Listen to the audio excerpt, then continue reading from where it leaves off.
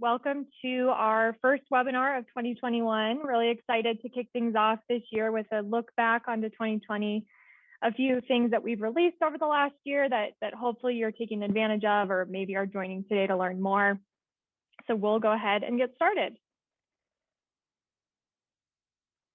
Just real quick, a reminder, we do these webinars often. They're always recorded. We keep them to 30 minutes, just everyone's time is very valuable. We record them, they're available on our help site. So we do have 2 more webinars coming up this quarter, both of them in March. The first one on building your own 360 tour. So just going over some best practices of how easy it is with the technology that's available these days. And then the second is a map webinar, looking at some of those advanced categories and location settings. There's a lot of settings in the CMS if you are a map user. And so we'll do a deep dive into some of those and make sure that you're making use out of the ones that are applicable to you. I'll go ahead and throw the webinar sign up links to the chat window for these 2, so you can sign up if you're interested in those at all.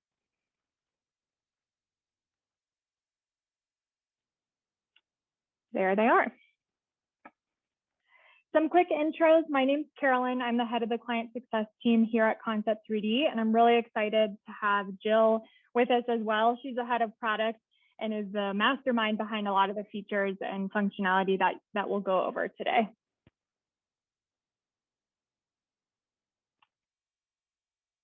So some quick agenda items. We're going to spend some time looking at what updates were made to the interactive map in 2020.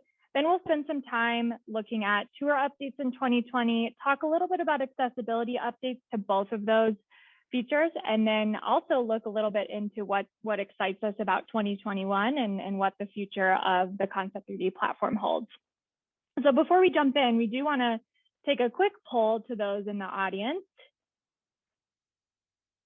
So I'm going to launch this poll here. Go ahead and take a minute and select any products and features that you're currently using with Concept3D. So this is a multiple choice question.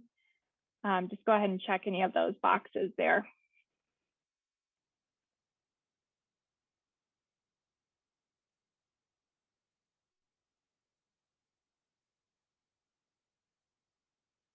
Awesome. It looks like we've got a good mix of folks in the audience. A handful of you are using our interactive map, and some of you are using our 360 tour option as well, with a few of those other features sprinkled in. So let's go ahead and jump right into the map. Jill, kick us off. Thanks, Carolyn. Yeah, so below you'll see a number of highlights that were completed for interactive map product in 2020. This is by no means everything we did. We release for each of our products anywhere between every 1 to 3 weeks, minor bug fixes, enhancements, security updates, all over the board. But I did want to highlight a few things that I thought might be relevant to this group. First of all, if you didn't kick into our 360 Maps webinar, which was our last webinar at the end of 2020, we did go ahead and launch into beta our 360 Maps feature, which allows for a fully immersive 360 view of your platform. So this is something you can explore today. We have a few clients in beta providing us feedback. If this is something you're interested in learning more about, set up some time with your client success manager. This really is the evolution of the Concept3D map, and excited to see where this grows. Carolyn's going to go into a little more detail in a moment on preview mode and wayfinding updates, as those were kind of our fan favorite picks. So I'll just touch on a few of these other bullet points. For those of you that utilize Localist for events, we did complete a couple of Localist feeds last year, which makes it even easier to implement for our existing clients. And knowing that's big in the education space, I thought it would make sense to highlight here. We also created the ability to actually not use base map tiles. This may or may not have use cases, but in the event that you just wanted to display your rendering somewhere, this could be interesting. We added a few miscellaneous Google Analytics for our wheelchair wayfinding when you're loading to external tour URLs, just constantly trying to improve those Google Analytics. This next one I highlight when we talk about accessibility as well, but I wanted to bring it up here as it is a CMS setting. So currently those map attribution links on the bottom of the map, they default to being transparent behind them, and sometimes screen readers or accessibility audits will pick them up as not passing color contrast. So you can actually designate a background color for those in the CMS today as well. We did do some API work, including kind of exposing the way we call rendering. So if you wanted to use your renderings in a third-party application, that's something we could explore for you. I point out authentication upgrades just because, you know, we're constantly striving to stay on top of security and updates and making sure all your information is safe. So we did do a migration at the beginning of 2020 to a new authentication platform. And then lastly, this was a common request for a lot of our clients that take advantage of our transit feeds, was the ability to actually rename that transit tab. So this now lives in the CMS for you as well. So those are some highlights, and now we'll kick it off to Carolyn to go over preview mode and wayfinding updates. Thanks, Jill. So preview mode is something that I'm really excited about. This is something that was requested for some time that I've been around at Concept 3D. This is available for all map customers. As a CMS user, you must have access to the Publish tab because that is where this button lives. But now as you're creating content, making changes, deleting details, when you go to the Publish tab, you'll see this button labeled Preview Revisions. That'll launch a new window where you can actually view all of your changes and updates as if you were looking at it on the front end. So for those on the webinar that have maybe been with us for a few years, you probably remember the front end design and layout making a big update a few years back. Preview mode is really to solve the challenges of the CMS not being an exact one-to-one design and display of the map. So preview revisions allows you to see everything that you're changing before you actually check all those buttons and click publish. This is a great tool to confirm larger updates. So maybe you're creating an event category and you don't want to deal with the private settings or the visible no settings. You could use preview mode to actually see what those updates might look like on your map. So again, this is available to everyone today. I encourage you in your next updates, go ahead and click that button and you can take a look for it yourself. Now, we also made a few wayfinding enhancements in 2020. So these features would be available to any of you on the webinar that use our wayfinding tool. The first of which is a distance and time estimate. So before, that path would always display, but we went ahead and added the distance that you can see in the top left there. And then we also added a time estimate. So there is a default time here. I believe it's based off of a 20-minute mile, but you can configure that in the CMS. Maybe your campus is more hilly or more flat. You want to do closer to a 15-minute mile. You can configure that as needed, but the time is really helpful, especially for those larger campuses, just to give end users an idea of how long it might take them to get from A to B. We rolled out wheelchair wayfinding, so we're really excited about this feature as well. This allows you to designate certain paths and nodes on your campus as being wheelchair unfriendly. So if you look at the image in the bottom left corner, it's a little small, but what I'm doing is selecting show only wheelchair accessible routes. And you can see that that line or path is actually changing. And that's because there's certain areas on the non-wheelchair route that might have stairs or steep grades. So this is something that's available if you currently use wayfinding.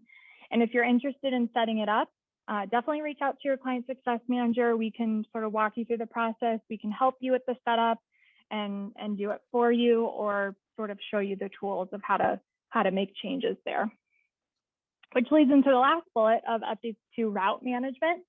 Now, we are always going to create wayfinding for you from the start, but we realized that just with different construction on campus and changes, it's sort of a tedious process to have to go back and forth and contact us every time you might need a route changed.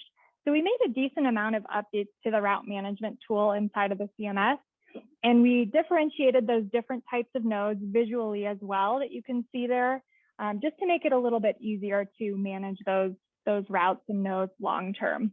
So if you're kind of looking at this and saying, oh, we use wayfinding, but I didn't know about any of these things, definitely reach out, drop us a note. We'd be happy to get on a call and walk you through everything together and making sure that you're using these features.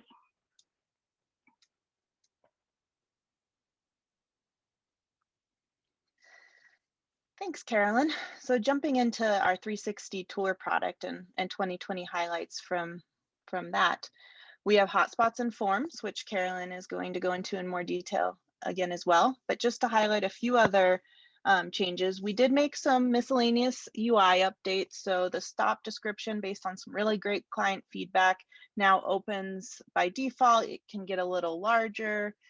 We changed some kind of mobile button placement on the mobile experience to give a more consistent experience between desktop and mobile. And part of that description rewrite, we actually moved where the description, the tour stop title is now out of the description and more prominent on each stop.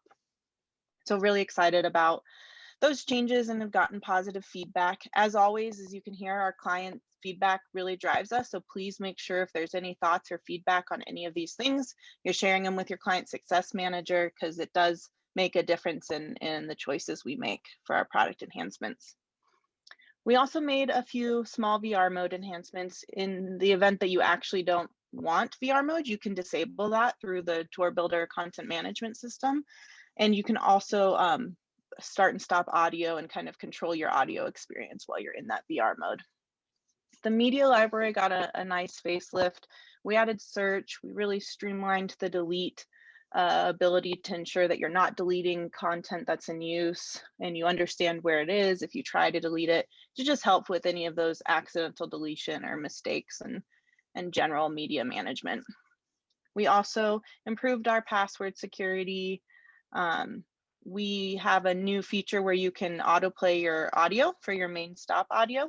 This isn't accessible, just from a disclaimer perspective, but we do have a lot of clients that really like the engagement with having audio start as soon as you open the tour. And lastly, media captions. So if you already have all your media loaded and you're like, I didn't know I could use captions, if you change the title of your media so it's not a file name, which is what it uploads to by default, it will automatically turn into a caption on the front end tour. So some great little features to take advantage of for those of you who have become more established in your tours and want to take them to the next level. Thanks, Jill. Diving into hotspots and forms. First, we'll talk about hotspots. This is a really exciting update that we rolled out, I want to say in May, June of 2020, and we're getting a lot of great feedback on it. So a hotspot is an interactive element within a tour stop. So as you can see in the image, for those of you that use our 360 tour product, as a user pans around, they might see these different interactive elements on the screen that allow them to select that hotspot and see more detail. Hotspots are great to keep a user engaged longer on the tour, to share specific information. Maybe you want to point out in a panel where future construction might be, or you want to add a link to a certain department or ticket sales if you're highlighting the athletics center. There are 5 types of hotspots that you can add: a text, image, link, video, and audio. And the great part is that it's all managed through Tour Builder. So where you're logging in to update your stop details, adding a panel, for those of you that have access to this, you'll see a Hotspots Manager button that will launch a new window that looks like what you're seeing on the right-hand side, that allows you to drop those various hotspots and configure them by the type of hotspot you want to use. And there's a few style settings as well. If you want it light or dark, maybe it's over a lighter sky or a darker ground. So there's a little bit of configuration in there as well. In addition to hotspots, we rolled out forms. This is another request where a lot of you likely use various forms on your website to gather prospective student information, prospective event host information. So what we did here, instead of what map tours have today for forms, where you're collecting that information, forms actually allow you to embed your own form in the 360 tour itself. So it's all powered by an iframe with HTML. And so when filled out, this would go directly into whatever CRM that you're using. So if you want to explore this more, we're happy to work with you. The reason we did this, there's a lot of different programs out there and systems that you might use. And we want to make it easiest for you all to see the information, see the form submits, and cycle through them. So definitely reach out to your client success manager if you're interested in learning about either one of those add-ons to 360 Tours, and we can get you going. The last thing we want to touch on from 2020 is our accessibility updates. I'm not going to go through every bullet on this list. I think the larger point of this slide is to show that we're constantly making improvements. We're striving to make our user experiences more accessible, and it is something we consider very important to Concept 3D and our products. We completed an audit with level access of our interactive map, which was really successful and continuing to benefit from suggestions and feedback provided from them. Things from where to use close buttons and the order of lists and kind of the structural element of our search results really helped benefit us. So you'll notice that things like focus and using your keyboard to navigate all aspects of the application, those should all be consistent throughout all of our applications, and we're constantly trying to make the experience better. So if you ever notice that you can't tab or you're not seeing a focus ring, feel free to report that to Concept 3D, because we would consider that a bug and get that resolved pretty quickly. So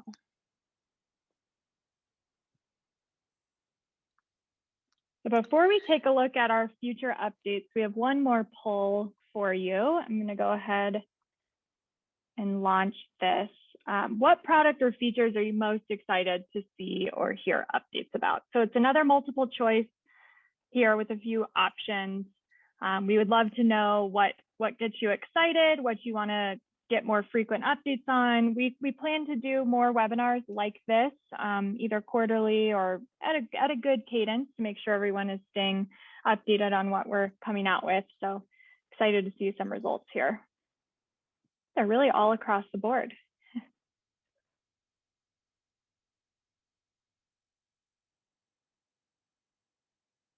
This is great.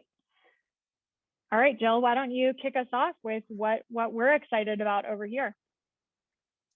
Thanks, Carolyn. So we'll kind of go through a couple. We'll start with the interactive map.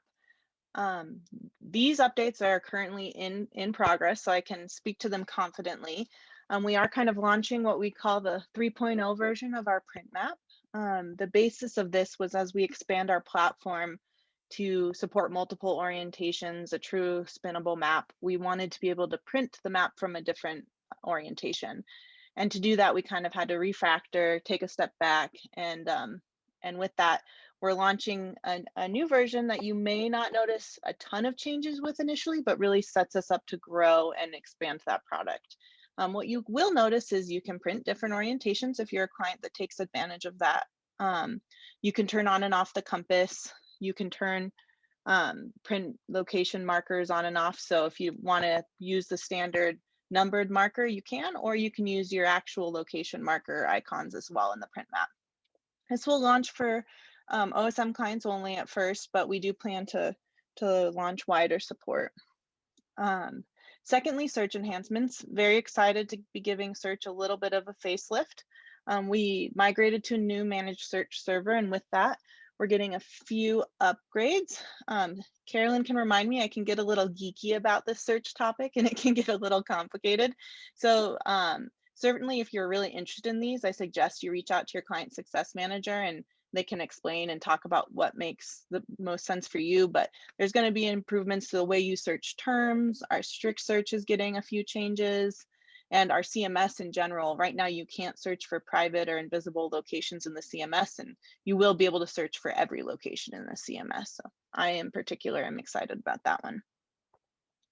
So excited to see these updates coming in the interactive map this year. Oh, that's my cue.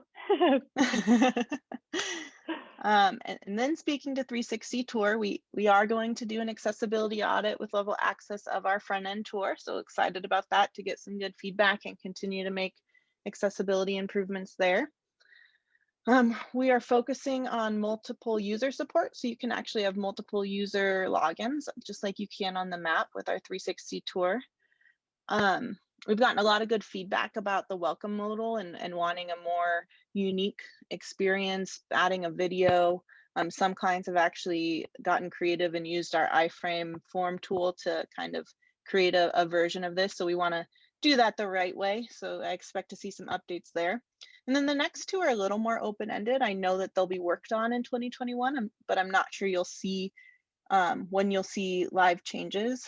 But we definitely want to kind of take our stop management to the next stage. Can you utilize stops in more than one tour? Can you duplicate a stop? Things like that to make just your ongoing management as you add more and more tours and tour stops more manageable. And the same goes for media, just making that experience easier and more maintainable. So I would expect to see some changes there. And then lastly, hotspots. We're really excited to launch these, and we've gotten a lot of great feedback. Things from I want to change the icon to a custom icon, or I want the icon to be smaller. I want it to open out of world with a customized iframe that I can put whatever I want in it. So if you have thoughts and feedback on any of these topics, it's a great time to provide it to your client success manager, and we can keep it in mind as we are writing these requirements. So excited about those updates. The last thing I want to point out is those of you who are who take advantage of both our 360 tour and interactive map products is we are planning to go to a unified login system with a single point of access. So you can have one username and password and access all of your Concept 3D applications in one place. So this is a wireframe, what you see here. So nothing set in stone, but this is our end goal for the Concept 3D platform to unify and simplify that experience. So, and with that, I believe that we are entering the question phase. Thanks, Jill. So let's see, the first question, oh, we've got some questions about 360 tours, which is exciting. We've got a question, any plans to allow links in the text boxes and hotspots? Yeah, absolutely. So that was kind of a surprise in development, honestly, the challenges with linking, and it has to do with the in-world and out-of-world experience, but definitely an issue we want to solve this year to create more flexible text descriptions and a more streamlined user experience. So I would definitely expect to see that solved in this update. Great. And then we have another question about some issues embedding Slate forms in map tours and have been in communication with us and just wondering if there's other schools who use Slate that have had success. Yeah, that is a great question. And Slate is so popular. It's unfortunate that it seems like their embed code and our tool haven't played super nice, mostly because of some, not to get too technical, but some kind of access controls on the Slate embed form itself. So we've reached out to Slate and happy to kind of help you in that initiative if you want to copy us on any emails. We do have a couple workarounds that can potentially work. So I just suggest to continue to work with your client success manager and hopefully we can work through those issues for you. Yeah, and we'll reach out directly about that question too, just to do some continued troubleshooting with your specific use case. And then last question, Jill, is around translation. So we're wondering, how is translation handled? Has any testing been done from a user perspective as far as translating into other languages? Yeah, that is a really great question. The answer is yes. As far as general tools like Google Translate, etc., we have done some testing, and for the most part, anything that's editable in the CMS, so descriptions will translate, but there's definitely improvements to make there, and it is on our radar. We don't have anything in progress right now, but it's definitely on our roadmap and something we're aware of. I'd say that it's not a superior experience right now, but you can translate from the end user experience using those Google Translate tools. Thanks, Jill.